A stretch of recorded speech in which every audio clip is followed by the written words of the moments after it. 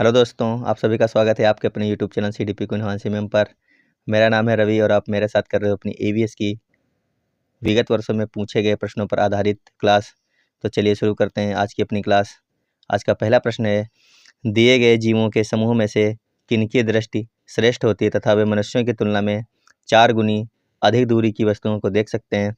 तो आपको बताना है कि ये जो दिए गए ऑप्शन है इनमें से ऐसा कौन सा समूह है, ऐसा कौन सा ऑप्शन है जिनकी दृष्टि मनुष्यों से 4 गुना ज़्यादा होती है।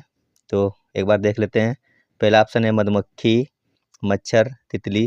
दूसरा है बाघ, तेंदुआ, सांड। तीसरा है सांप, रेशम कीट, छिपकली और चौथा है चील, गरुड़ और गिद्ध। तो एक बार आंसर कर दीजिए आप लोग। अब ये क्लास आपको रोज़ रात को 10 बजे मिलेगी जब तक आपका एग्ज़ाम चलता रहेगा सीटेट का। तो आंसर कर दीजिए सभी लोग। इसका हो जाएगा ऑप्शन नंबर डी। क्या हो जाएगा? Option number D. आगे चलते हैं, दूसरा क्वेश्चन देखते हैं। घटपर्णी पौधा, आपको बताना है घटपर्णी पौधा इनमें से कैसा होता है, उनके लक्षण क्या होते हैं, आपको ये बताना है। पहला ऑप्शन है कीड़े मकोड़ों को आकर्षित करने के लिए उच्च तारत्व की ध्वनियाँ निकालता है। दूसरा है का मुंह छोटी छोटी कंटियों से ढका रहता है, या फिर ये भारत में नहीं पाया जाता है, या फिर मेढकों, कीड़े मकोड़ों और चूहों को चालाकी से फंसाकर खा जाता है। तो बताइए घटपर्णी पौधा की क्या विशेषताएं हैं इनमें से। तो इसका हो जाएगा ऑप्शन नंबर डी। आप लोग अपनी तैयारी को भी चेक कर लीजिए, आज आपकी तैयारी कैसी है, आप कितने प्रश्न कर पा रहे हैं इनमें से। चलते हैं अगले क्वेश्चन पर। किसी पशु के विषय में नीचे दिए गए एक विवरण को पढ़िए और उस पशु को पहचानना है आपको। जो नीचे विवरण दिया गया है उसको पढ़ लीजिए और पहचानिए कि वो विवरण किस पशु के बारे में दिया गया है। तो चलिए पढ़ते हैं। दिया गया है, यह भालू जैसा दिखता है परंतु भालू नहीं है। यह दिन के लगभग 17 घंटे वृक्षों की शाखाओं से उल्टे लटक कर सोता है। यह जिस वृक्ष पर रहता है उसी की पत्तियां खाता है। यह लगभग 40 वर्षों तक जीवित रहता है। तो आपका बताना है कि यह कौन सा पशु है। ऑप्शन देखते हैं, सलाथ, लंगूर, चिंपैंजी या फिर पैंडा। सभी लोग आंसर करेंगे एक बार। क्वेश्चन नंबर 3 का बताइए कौन सा आंसर हो जाएगा। तो इसका हो जाएगा ऑप्शन नंबर ए। ये कौन सा पशु है? सलाथ है जो 40 वर्षों तक जीवित रहता है और 17 घंटों तक वृक्षों की शाखाओं पर उल्टे लटक कर सोता है। आगे चलते हैं।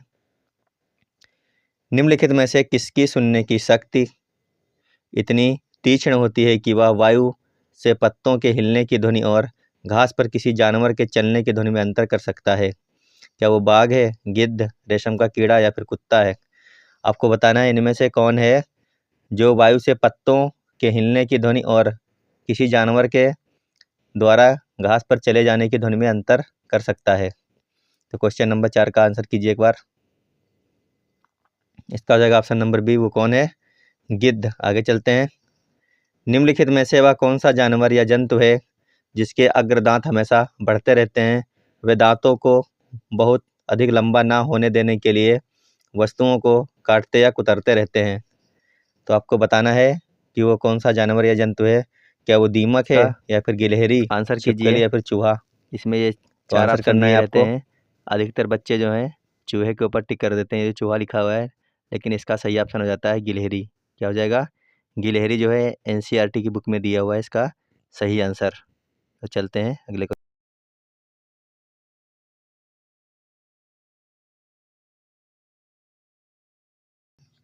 नीचे दिए गए सभी जानवरों में निम्नलिखित में से कौन सी विशेषता पाई जाती है?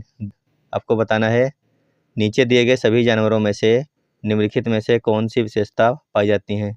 छिपकली, गौरैया, कछुआ, सांप। आपको बताना है इनमें से कौन सी विशेषताएं पाई जाती हैं। वे अंडे देते हैं, वे जहरीले होते हैं, वे भूमि एवं जल दोनों में रह सकते हैं, या फिर उनके शरीर पर शल्क, उनका जो शरीर होता है वो शल्क से ढके रहते हैं। बताइए कौन सी विशेषता पाई जाती है छिपकली, गौरैया, कछुआ और सांप में। तो इसका हो जाएगा ऑप्शन नंबर ए। ये सब क्या करते हैं? अंडे देते हैं। क्या करते हैं? अंडे देते हैं। आगे चलते हैं, अगला क्वेश्चन देखते हैं। निम्नलिखित पक्षियों में से कौन काफ़ी हद तक अपनी गर्दन को पीछे तक घुमा सकता है? उल्लू, कौवा, कोयल या फिर मैना? सारे क्वेश्चन सीटेट के हैं, जो कि पिछले गत वर्षों में पूछे गए हैं और यही क्वेश्चन बार बार रिपीट होकर आते हैं हर साल, इन्हीं में से क्वेश्चन बनते हैं। तो आप लोग आंसर कीजिए, इसका क्या हो जाएगा? इसका हो जाएगा ऑप्शन नंबर ए। क्या है वो? उल्लू है जो अपनी गर्दन को चारों तरफ घुमा सकता है। आगे चलते हैं, देखते हैं अगला क्वेश्चन। हाथियों के विषय में नीचे दिया गया कौन सा कथन सही है? आपको बताना है कि हाथियों के विषय में नीचे ये जो कथन दिए गए इनमें से कौन सा सही है। पहला देखते हैं, 3 महीने के हाथी के बच्चे का भार सामान्यतः लगभग 2 क्विंटल तक होता है। दूसरा है, वयस्क हाथी एक दिन में 2 क्विंटल से भी अधिक पत्ते और झाड़ियाँ खा सकता है। तीसरा है, हाथी दिन में 8 से 10 घंटे सोते हैं। चौथा है, हाथी अपना अत्यधिक भार होने के कारण बहुत आराम करना पसंद करते हैं। तो आपको बताना है इनमें से कौन सा हाथियों के विषय में सही कथन हो जाएगा। क्वेश्चन नंबर 9 का आंसर कर दें सभी लोग। क्वेश्चन नंबर 9 का हो जाएगा ऑप्शन नंबर ए। 3 महीने के हाथी के बच्चे का भार सामान्यतः लगभग कितना हो जाता है? 2 क्विंटल तक हो जाता है। ऑप्शन नंबर ए इसका बिल्कुल सही। चलते हैं अगले क्वेश्चन पर।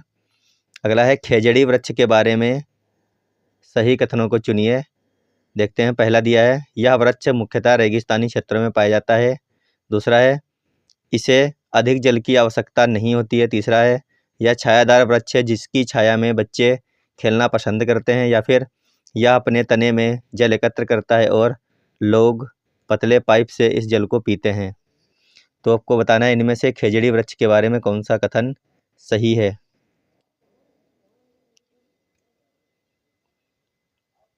आंसर करिए सभी लोग साथियों। तो इसका ऑप्शन नंबर ए,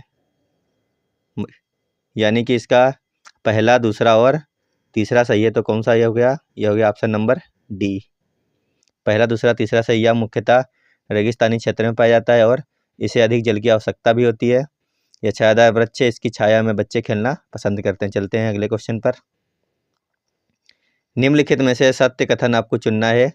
पहला है, हाथी गंदले पानी में खेलना पसंद करते हैं क्योंकि इससे इनके शरीर को ठंडक मिलती है। दूसरा है, अधिकांश हाथी दिन में लगभग 10 घंटे आराम करना और सोना पसंद करते हैं। तीसरा है, 3 महीने के हाथी के बच्चे का वजन लगभग 200 किलोग्राम हो जाता है। चौथा है, अधिकांश बड़े हाथी एक दिन में लगभग 100 किलोग्राम पत्ते या झाड़ियाँ खा लेते हैं। तो बताइए इनमें से कौन कौन सा कथन सही है। ऑप्शन देखिए और आंसर कर दीजिए एक बार। क्वेश्चन नंबर 11 का आंसर कर दिए सभी लोग, कर दें। तो इसका सही हो जाएगा पहला, तीसरा और चौथा, यानी कि ऑप्शन नंबर सी इसका बिल्कुल सही है। चलते हैं अगले क्वेश्चन पर। रेगिस्तानी ओक के बारे में सही कथन चुनिए। साथियों, ये हमारे सीटेट की ईवीएस स्पेशल क्लास चल रही है। सीटेट के लिए चल रही है सिर्फ, जो रोज़ रात को आपको 10 बजे मिला करेगी। और आप लोगों से एक बात कहनी थी कि आप लोग इसको ज़्यादा से ज़्यादा शेयर करना, और अगर इसमें 24 घंटे में कम से कम 1000 व्यू आएंगे तभी ये क्लास कल से बनेगी। नहीं तो अब मतलब थोड़े दिनों के लिए इसको हम नहीं बनाएंगे, इसको 1 या 2 तारीख के बाद में ही बनाना शुरू करेंगे।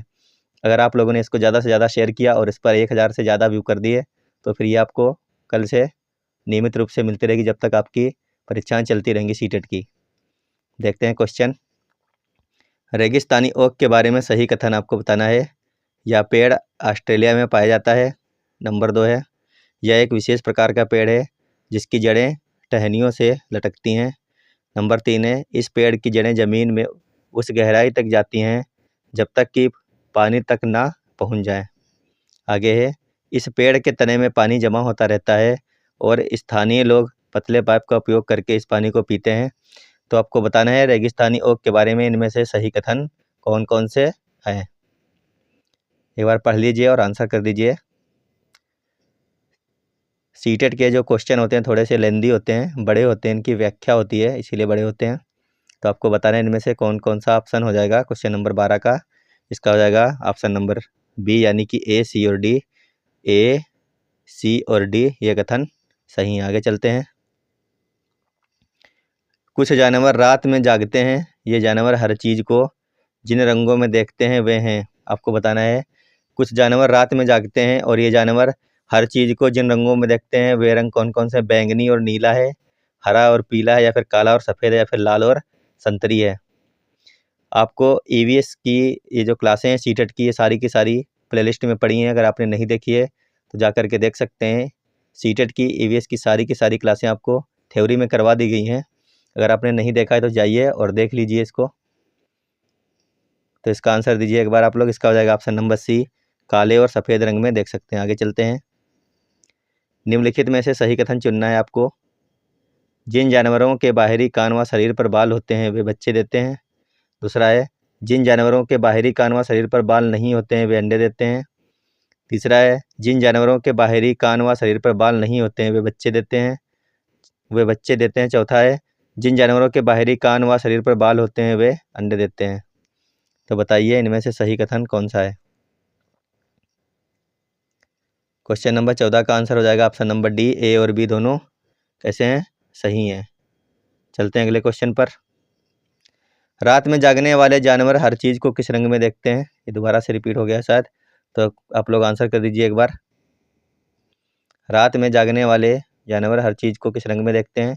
अभी हमने बात करी थी थोड़ी देर पहले, तो इसका हो जाएगा काला और सफ़ेद रंग में ही देख सकते हैं। आगे चलते हैं, अगला क्वेश्चन देखते हैं।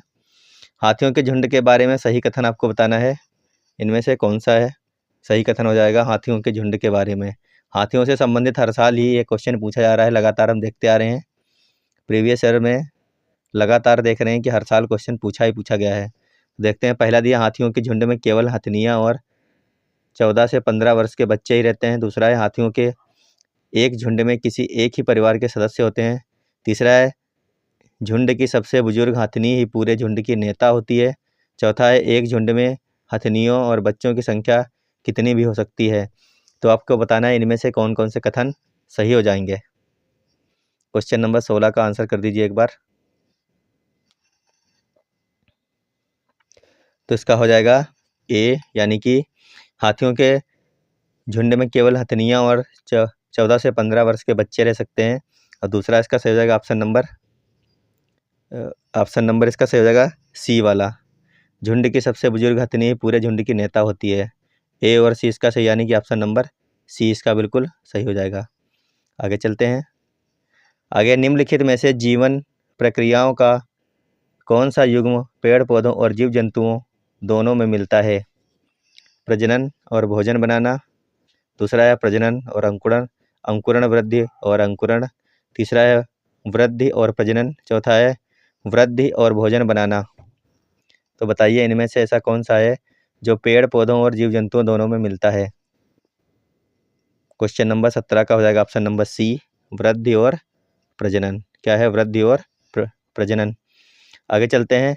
निम्नलिखित में से मच्छरों द्वारा फैलने वाले रोगों का समुच्चय कौन सा है, आपको बताना है। मच्छरों द्वारा इनमें से कौन कौन से रोग फैलते हैं। कई बार पूछा जा चुका है, ये 2 साल का हम आपके लिए लेकर आए हैं। 16 और 15 का इसमें है, और बाकी कई बार ये सब पूछा गया है। तो बता दें एक बार, आंसर कर दें आप लोग इसका। इसका हो जाएगा डेंगू, मलेरिया और चिकनगुनिया। कौन कौन से, डेंगू, मलेरिया और चिकनगुनिया। चलते हैं अगले क्वेश्चन पर। बगुला जो है वो भैंस पर बैठता है क्योंकि बगुला तथा भैंस में सहजीवी का संबंध है, या फिर बगुला मनोरंजन के लिए भैंस पर बैठता है, या फिर भैंस बगुले को एक स्थान से दूसरे स्थान तक आने जाने में मदद करती है, या फिर बगुला भैंस को डराना चाहता है। तो बताइए बगुला भैंस पर क्यों बैठता है। इसका आंसर कर दीजिए एक बार। इसका हो जाएगा ऑप्शन नंबर ए, बगुला तथा भैंस में सहजीवी का संबंध है। क्या है, सहजीवी का संबंध है। तो दोस्तों आप लोग इस क्लास को ज़्यादा से ज़्यादा शेयर करते रहिए। अगर 1000 व्यू हो जाते हैं अगले 24 घंटे में, तब ये क्लास आपको कल से रोज़ 10 बजे मिला करेगी। नहीं तो फिर थोड़े दिनों के लिए इस क्लास को हम बंद कर रहे हैं, इसको 2 तारीख से शुरू करेंगे।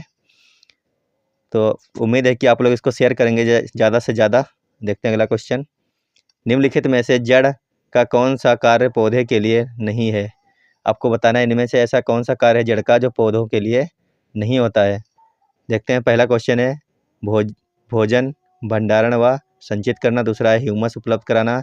चौथा है पौधों को सहारा देना। पांचवा है जल तथा खनिजों का अवशोषण करना। तो आप बताइए निम्नलिखित में से जड़ का कौन सा कार्य पौधों के लिए नहीं होता है। आंसर कर दीजिए एक बार सभी लोग, और वीडियो को लाइक करते हुए चलिए, और शेयर ज़रूर करना है आपको, याद रखना। शेयर करेंगे तभी आपको ये क्लासें मिल पाएंगी कल से। 1000 लोगों के पास ये वीडियो पहुंचानी है आपको, तो शेयर करते रहिए आप लोग। इसका हो जाएगा ऑप्शन नंबर बी। क्या हो जाएगा, ह्यूमस उपलब्ध कराना। आगे चलते हैं, अगला क्वेश्चन देखते हैं कौन सा अगला है। मच्छरों के प्रजनन की रोकथाम के लिए ठहरे पानी पर तेल डालने की सलाह दी जाती है।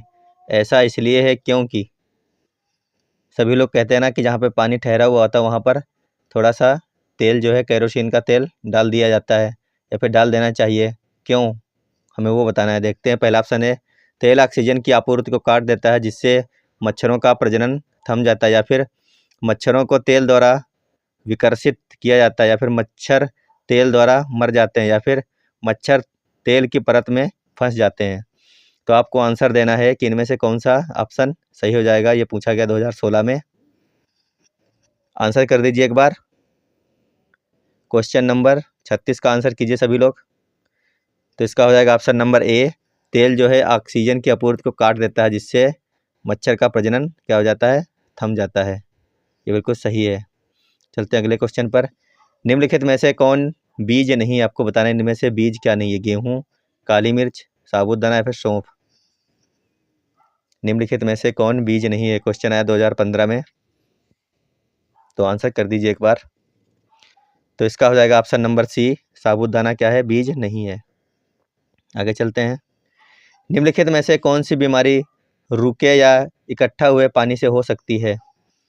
इनमें से कौन सी ऐसी बीमारी है जो इकट्ठा हुए पानी या फिर रुके हुए पानी से होती है। मलेरिया, पोलियो, निमोनिया या फिर चेचक। आंसर कर दीजिए एक बार। रुके हुए पानी या इकट्ठा हुए पानी में से इनमें से कौन सी बीमारी फैलती है या फिर हो जाती है हम लोगों को है, तो वह है ऑप्शन नंबर ए, कौन सी हो सकती है, मलेरिया। आगे चलते हैं। अगला क्वेश्चन है, कोई डॉक्टर एक मरीज को खाने के लिए कुछ दवाइयाँ लिखता है। क्या करता है, कोई डॉक्टर है जो एक मरीज को खाने के लिए कुछ दवाइयाँ लिख देता है और साथ ही गुड़, आंवला और हरी पत्तेदार सब्जियाँ जरूर खाने का सुझाव देता है। यह मरीज किस रोग से पीड़ित होना चाहिए, आपको ये बताना है कि जो डॉक्टर है एक मरीज को बोल रहा है कि आप ये दवाइयाँ खाइए और साथ में गुड़, आंवला और हरी पत्तेदार सब्जियों को खाते रहिए। तो बताइए कि यह मरीज जो है किस बीमारी से पीड़ित है। मियादी बुखार, मलेरिया, अनीमिया या फिर उसको खाली बुखार ही है। तो आंसर कर दीजिए एक बार आप लोग इसका। 39 का हो जाएगा सी, वो किससे पीड़ित है, अनीमिया से पीड़ित है। चलते हैं अगले क्वेश्चन पर।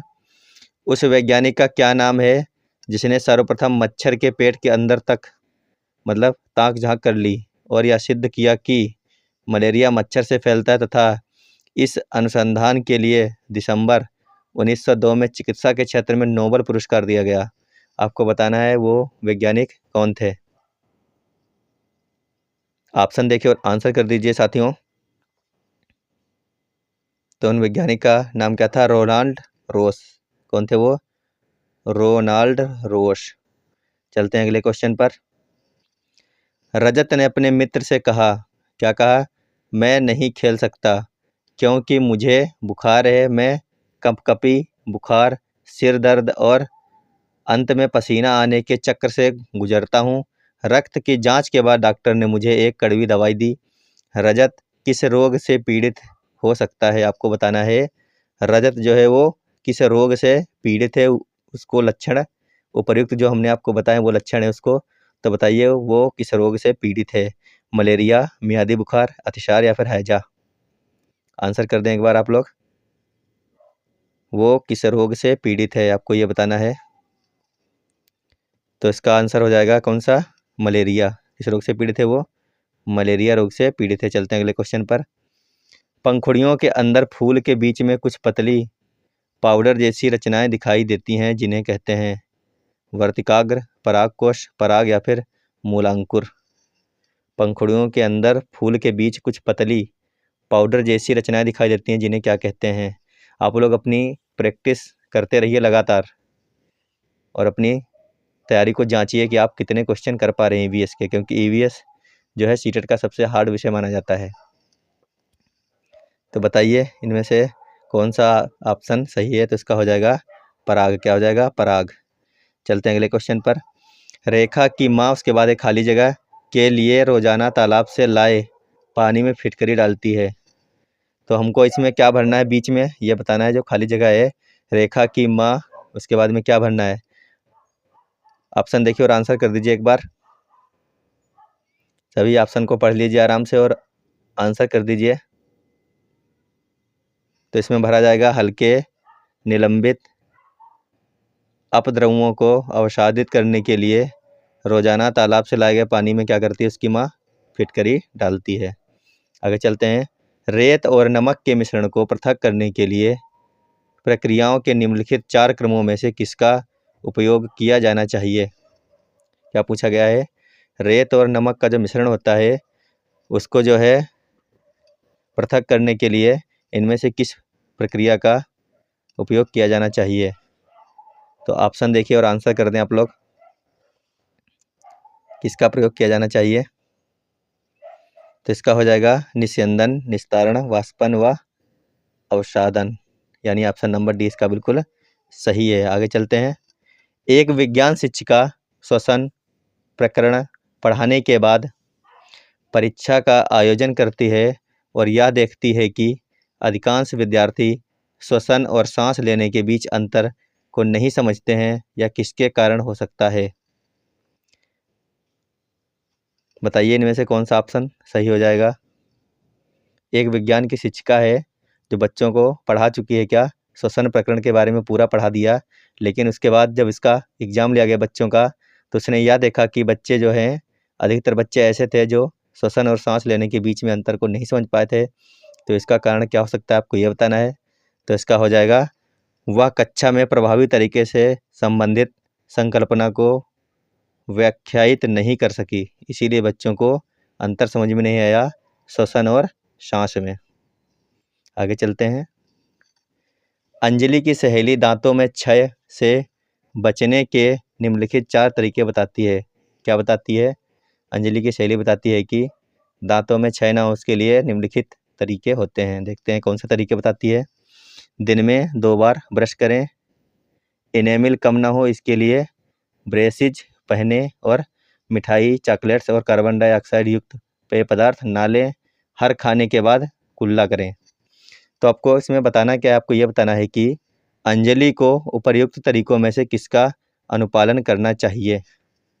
आपको बताइए कि अंजलि को इनमें से कौन कौन सी चीज़ों का पालन करना चाहिए। तो आंसर करिए एक बार। तो अंजलि को करना चाहिए सी, डी और ए। किसका किसका करना चाहिए? ए, सी या डी? तो इसका हो जाएगा option number A, C, D और ए, यानी ए, सी और डी तरीके का अनुपालन करना चाहिए। आगे चलते हैं। आगे है पहले खाली जगह के लिए मछली घर में हवा वाला पंप रखा जाता है। अब यह आपको बताना है इसमें क्या भरा जाएगा। क्वेश्चन नंबर 49 का आंसर कर दीजिए एक बार। खाली जगह उसके बाद लिखा है के लिए मछली घर में हवा वाला पंप रखा जाता है। तो क्या हो जाएगा इसमें? अधिक ऑक्सीजन को पानी में घुलने देने के लिए क्या होता है? मछली घर में हवा वाला पंप रखा जाता है। आगे देखते हैं अगला क्वेश्चन। अगला क्वेश्चन है, जब एक मछली को पहले से उबले, क्या बोल रहा है? एक मछली है उसको पहले से उबले लेकिन कमरे के तापमान पर ठंडे किए गए पानी से भरे एक्वेरियम में डाला जाता है तो वह मर जाती है। ऐसा इसलिए होता है क्योंकि मछली घर या एक्वेरियम का पानी, अब बताना है इनमें से कौन सा ऑप्शन सही है। ऑक्सीजन रहित है, या फिर मछली द्वारा पाने के योग्य नहीं है, या फिर खनिज रहित है, या फिर मछली के तैरने के योग्य नहीं है। तो आंसर कर दीजिए एक बार। दोस्तों सीटेट के जो क्वेश्चन आते हैं थोड़े लेंदी होते हैं, आपको थोड़ा टाइम लग गया होगा ये क्लास में क्योंकि व्याख्या काफ़ी ज़्यादा होती है इनमें, और ऐसे ही क्वेश्चन आते हैं एग्जाम में क्योंकि ये सारे के सारे विगत वर्षों के ये सब प्रश्न आपको करवा रहे हैं, और ऐसे ही क्वेश्चन आपको देखने को भी मिलेंगे एग्जाम में। इनकी व्याख्या काफ़ी बड़ी बड़ी होती हैं। तो इसका बताइए कौन सा ऑप्शन सही हो जाएगा। इसका हो जाएगा ऑप्शन नंबर सी, गर्म और उसके बाद में ठंडा किया गया जल होता है वो कैसा हो जाता है? खनिज रहित हो जाता है, इसलिए वो मछली मर गई। तो साथियों आप लोग कमेंट बॉक्स में बताना आपको हमारी क्लास कैसी लगी, और अगर आपको आज से नियमित रूप से 10 बजे हमारी क्लास चाहिए तो आपको काफ़ी ज़्यादा शेयर करने की ज़रूरत है, क्योंकि 1000 व्यू होने पर ही ये क्लास हम कल से बनाएंगे, नहीं तो फिर अभी थोड़े दिनों के लिए इस क्लास को रोक दिया जाएगा। तो वीडियो देखने के लिए धन्यवाद। Bye bye, good night.